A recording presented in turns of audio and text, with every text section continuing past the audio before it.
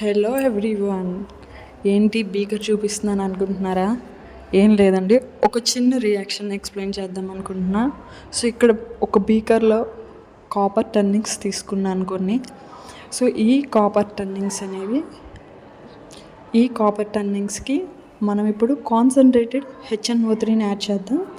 ఇప్పుడు చూడండి, ఇక్కడ నేను కాన్సన్ట్రేటెడ్ HNO3ని యాడ్ చేస్తున్నాను. So it's boom. సో ఇక్కడ మీరు చూసినట్లయితే మనకేమవుతుంది, ఓ వైలెట్ కలర్ వేపర్స్ అనేవి వస్తున్నాయి కదా. సో ఎంత బ్యూటిఫుల్గా వస్తున్నాయో చూడండి, వైలెట్ కలర్ గ్యాస్. సో దీన్ని మీరు ఏమనుకుంటున్నారు చెప్పండి? So yes, it's NO2 gas.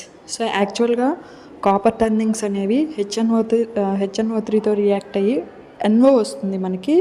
అది ఎయిర్లో ఉన్నటువంటి ఎయిర్తో మిక్స్ అయ్యి మనకి NO2 గ్యాస్గా ఫామ్ అవుతుంది అనమాట. సో ఇది ఒక రిడాక్స్ రియాక్షన్.